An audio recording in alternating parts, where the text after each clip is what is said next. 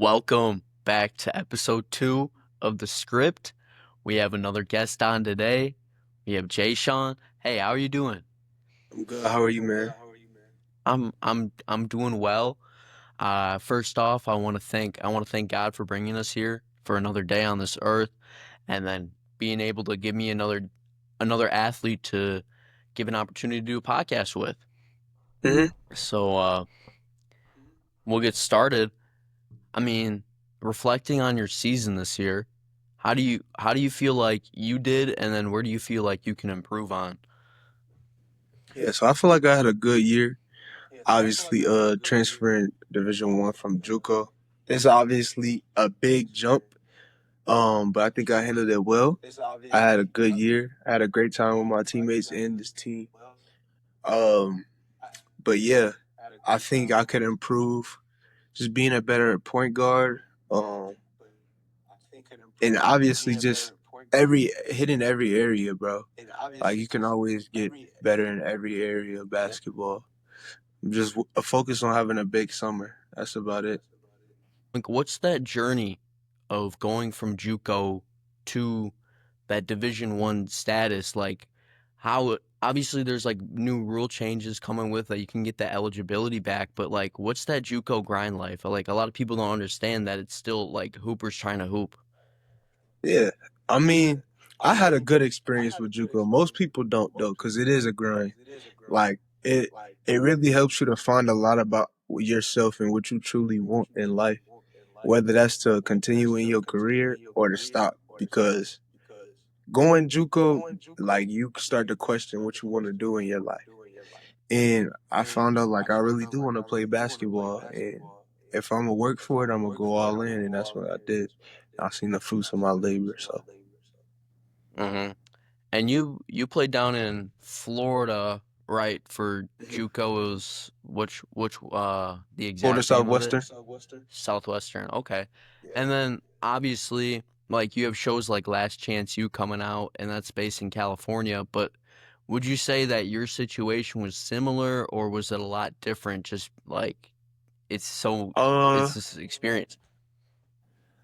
I say it was different because if you watch Last Chance U, a lot of the players on there had to struggle with something personally. And the reason why I had chose to go JUCO is because I had no senior season because of COVID. Oh. Yeah, so it was kind of like I was getting recruited out of high school, but when COVID hit and then I didn't have a season, that's when my recruitment like went down. So like me going JUCO wasn't because I had bad grades or I was a terrible person or anything like that. Like I needed to work on myself. It was just because like it was an unfortunate situation, but I did learn how to become a better person. I did learn how to become a better basketball player being there and stuff like that. So it was a win-win for me. Mhm. And then going into Charlotte, I mean, like, how would you reflect on this season and how you feel that you've grown as not only a basketball player, but as a human coming into this year? Yeah. So Division 1 basketball isn't easy. Anybody that plays that can tell you that. And like I keep saying, bro, you learn a lot about yourself, especially at this stage in your life. And man, just going through Division 1 workouts, dealing with Division 1 coaches, which are 100 times more harder than on you than other coaches and stuff like that. But I feel like I handled it well. Like I'm a hard worker in and of myself, and I love constructive criticism, and I think I flourish in environments like that. So I had a successful year. Yeah. And then we'll go into, I know you're a man of faith. Let's talk about that. How Mhm. is not only like being a follower of God, but how is like praying and like devoting a lot of your life to him, like how has that helped you, like seen have you seen obviously positive things throughout your basketball career doing Mhm. that? So I kind of feel like um It's the opposite. I don't think following God helps me with my basketball career. I think Mm. my basketball career helps me follow God. Um, that's where I had to make the change. That's how I came to Christ in general because I was thinking like that. I was thinking if I um devote my life to God, I would flourish in basketball. But that was never the case. Um, we don't live this life for to see success and for God to help us in that. You see what I'm saying? It's like everything that we do on this earth is supposed to be for His glory. So like basketball teaches me lessons that are essential to life for me to even build that relationship with God. So that's how I feel. That's a really, really good way to put it.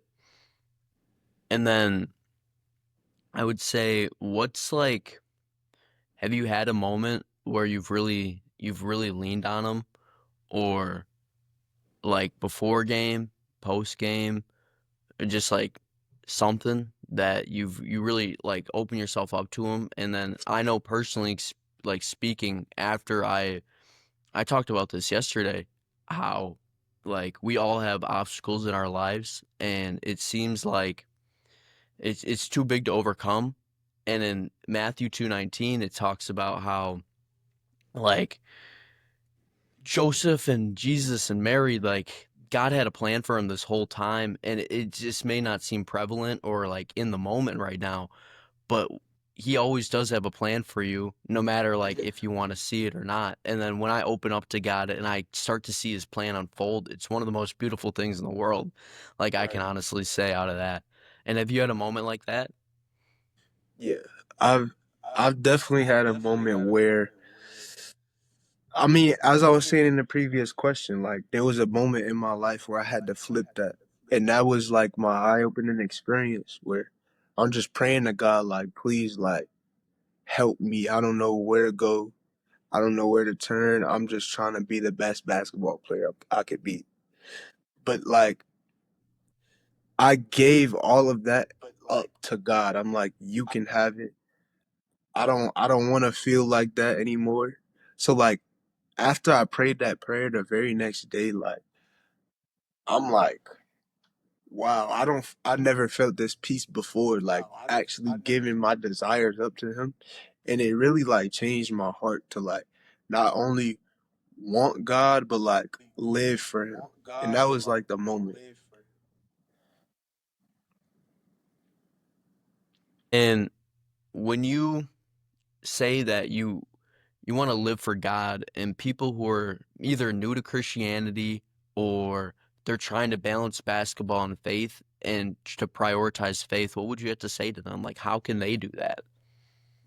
Man, I'll just say don't put basketball first or whatever their sport is first. I think that's the worst mistake we can make as athletes is putting our sport first. And it sounds crazy, but like when you do that, you put yourself in an emotional roller coaster. Like whenever you do good, you're on a just extreme mountaintop, and whenever you're doing bad in that sport, you just at your lowest. That's what happens when you plant your seed and root yourself in your sport. Well, everybody's looking for some type of fulfillment, and if we root ourselves in God, then no matter what happens, good or bad, we're always even keeled through it all, and you will see the most success, like in like living by that. Hmm. And then, I mean, just kind of keeping around the talk of God in the Bible, do you have like a Bible verse that really sticks out to you? Or I just do. like, you do? Yeah, you want to share it? I'll say Hebrews 10:39 says, "We are not of those who shake back and are destroyed, but of those who keep their faith and perseveres their souls." And that really sticks with me because, like, I don't know, that verse just helps me to wake up and be the best person I can be. Like, not be the person I was yesterday, not be the person I was 2 years ago, not be the person I was 5 years ago. It helps me to persevere my soul and keep my faith in order to grow. And that's just the verse I live by. And then another one is 2 Corinthians 5:7, just walk by faith and not by sight. That's like my ultimate favorite. Mhm. And I think like everyone who, especially trying to get into Christianity or trying like just to get in to be closer with God is it's really easy to pick out a Bible verse and then kind of when you have that one that sticks with you and then just to like live by it. And Right. it's always like a good reminder to have because you know it will always be there like your whole life and it'll follow Hmm. you into heaven. Um, what made you like obviously you said like why it sticks with you, but like how did you find upon those two I mean, verses? just or the Hebrews one, the Hebrews 10:39. When I came across it, like I was just I try to read just random books, and I was reading Hebrews, came across that verse, and it like I couldn't even read anymore. I had to like write it down and really sit on it. Like, what is this actually telling me? And that's just how it became one of my favorite verses. And then with 2 Corinthians 5:7, walk by faith and not by sight. Kind of the same way. I was reading it, um, came across it, sat with it, and then I eventually wanted to get it tattooed on me because that was like my ultimate favorite verse, and I got it tattooed on my calves. So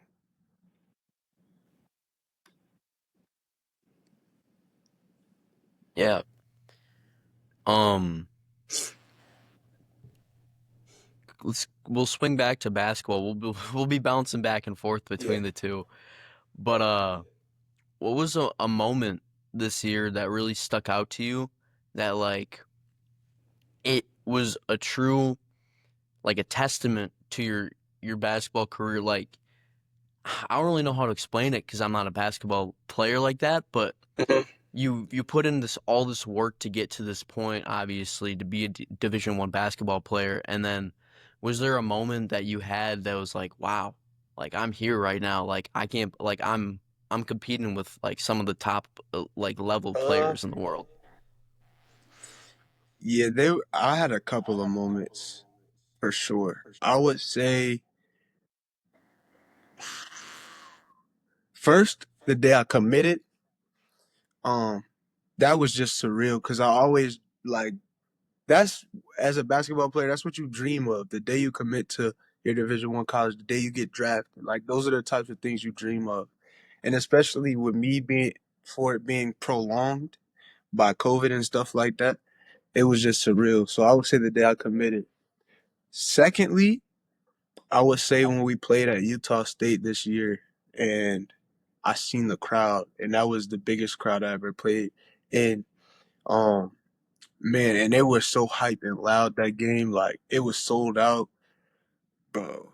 The crowd was just loud, and I could barely hear my teammates. I could barely hear the coach screaming plays and stuff like that. So I'm like, wow, like I'm really here. So that was definitely a moment. And then I say another one was when we played Memphis at home, since they were I don't know, probably ranked number 16 in the country at that time. And I'm like, I'm here because I was doing good. I played very, very well that game against a ranked opponent. So it was like eye opening for that too. That's big time. Memphis, they had some Yeah. dogs this year. Hmm. Kind of going back, who is like so far the toughest guy that you've played? Who like who's had the deepest bag In Division 1 or like my whole life. your whole life? But back to what I was saying, I'll say that first one was Caleb Love. Oh, Yeah. wow. Okay. Caleb Lowe's Yeah. he's like that. Yeah. Back in high school, he gave my high school 40, but we ended up winning the game, and our best player ended up giving him Oh, 40 too. okay. Yeah, but he was tough. Looking, I mean, you said you played Utah State. Looking at like March Madness, like who are you? I mean, obviously they lost, but who you think's gonna win it all? Like having kind of like that, like you're in the know a little bit more than the Yeah. average like Yeah. fan. So I can't lie. This year is tough because there's no upsets. There's like great teams, but I gotta go with Florida because of their size and athleticism and their ability to shoot, and they sit on defense. They got a lot of length, Yeah. bro. But I could I'm say the rocking with same thing Duke. about Duke I too. think, I could say the same thing about them. yeah, But it's yeah. bro, Duke I is, can't lie. This Final Four is gonna be tough. it's going to be a really fun one because these are good teams. Yeah. But, I mean, college basketball, we can go to this one too. I mean, you've seen it. I mean, everyone's seen it, like how much the game has changed with the NIL and the transfer portal. Being front lines of this, how would you say that like you as like a teammate seeing potentially seeing some of your teammates go, or even like see you have new guys coming in, and then how do you like navigate through that throughout like the off season and preparation for next year? Yeah, so that's a good question. It's very hard to navigate, which is why some people enter the transfer portal.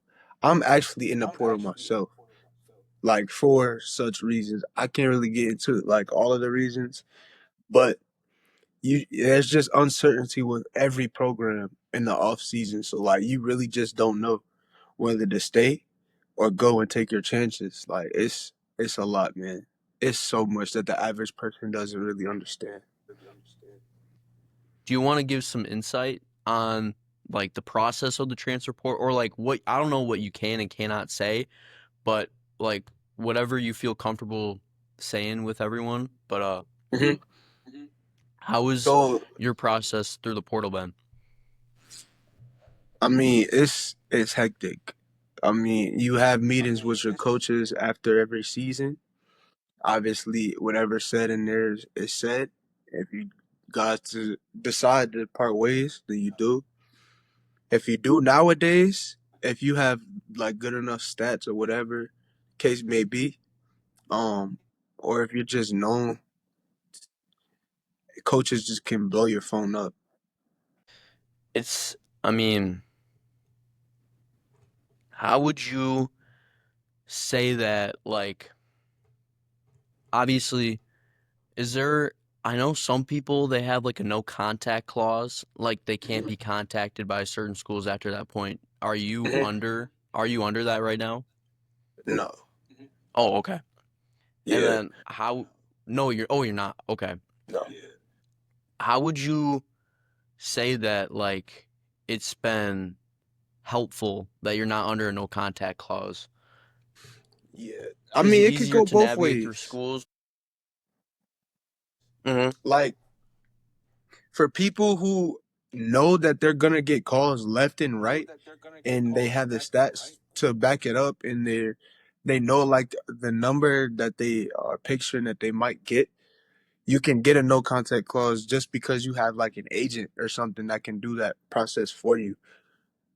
Like if things line up, you get an agent for that. But I mean, if not, if you're taking a gamble with the transfer portal, then you might want to let coaches contact you. So like, it's just situation by situation. Yeah. And I mean, my last episode, I brought it up how, I mean, you see the portal benefiting so many athletes. Like, look at, I feel like one of the prime examples is John Tanji Yeah. at Wisconsin this year. Is that, I mean, he was a mid-major player, and then he transferred to a big school where he became the number one option, and then look what he blew up. Like he's on draft boards right now. Like Mhm. just like all that exposure can really help these athletes out. Yeah. And I feel like a lot of people don't really appreciate that for the athlete, that it's like it's their, this is their career that they're trying to build here. So you want them to go for the best opportunity possible. Mhm. Yeah.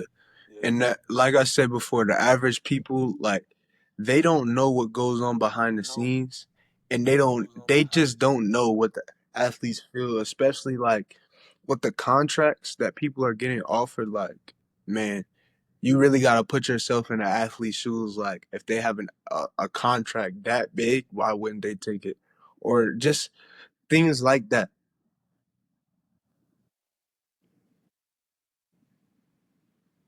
Yeah, I mean, you can even look at like when Cooper Flagg said he might stay another year at Duke, Yeah. that he gets all this money where he's basically getting NBA money to stay in college. So if he really wanted to stay and work on his game, there's not a lot of downside to it where he could be a guaranteed number one pick this next year, where this year it's still up in the air. Yep. And then how would you say that like being in the transfer portal, like how has faith helped you get through this?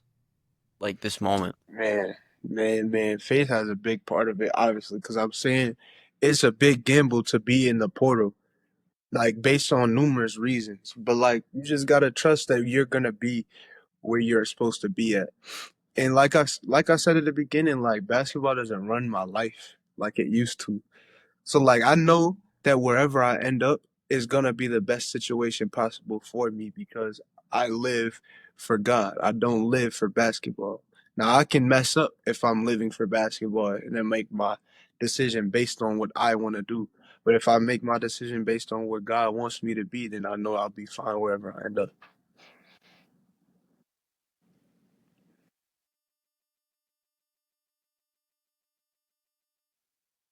I can't say that right now. Okay, okay. Yeah. Nah. I um for the ones that are like Colin, is it a like is it overwhelming or like is it Oh yeah. really really hard to put to single out one out of the list, because obviously you have to think about, you have to put a lot, like you said, it's a gamble.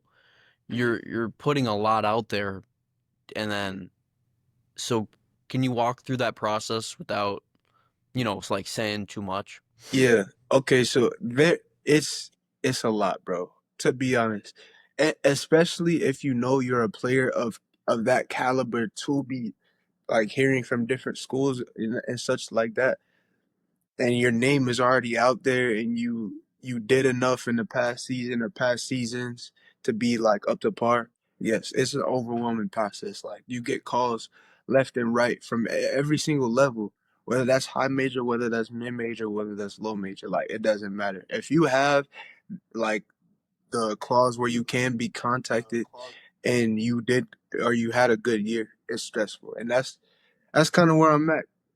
And when you have a lot of schools like that, you really just can't pick.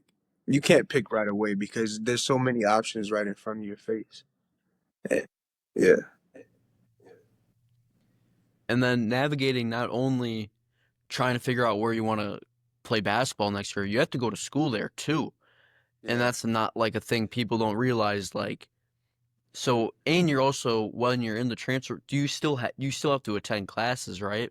When of you're in the course. transfer portal? Yeah. So how is like that been, like still It's, trying to not only navigate your workload for school, but you have to manage like trying to figure out where you're going to go to school next year. yeah, I mean, honestly, for an athlete, it's a never-ending process of working. So, like, either way, if I was in a transfer portal or not, I'd be doing spring workouts. Or Hmm. even if this was before, like, I'd be in season and still be doing schoolwork. So, like, it's a never-ending, you know what I'm saying, workload. You just got to get used to it. Yeah.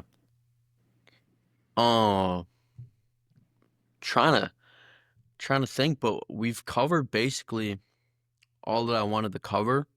hmm Was there anything that you wanted to share to everyone? You could shout out your YouTube channel that you Yeah, got. shout out Journey Channel, man. Go subscribe. We talk about a lot on there, and it's not about basketball. It's truly about faith and living your life for Christ. So I advise anybody that just wants wants guidance, wants to tune in to good conversations, just to go on the channel and tune in. Yeah, go subscribe. I found out about it yesterday. I gave some episodes a watch or some videos a watch, and it's really it's impactful stuff to see that what Yeah. you don't see from a lot of college athletes or even pro athletes. A lot of them don't like Hmm. to express their faith, and it seems like Hmm. the media really likes to suppress faith, and you For see that a sure. lot. So definitely going into a culture is what I'm trying to promote, at least, is that Hmm. you can be an athlete and promoting faith alongside being an athlete, because those are Right. like two things that should be going hand in hand, and it's not suppressing one. Yeah. And I respect that So about yeah. you because that's what I'm about too.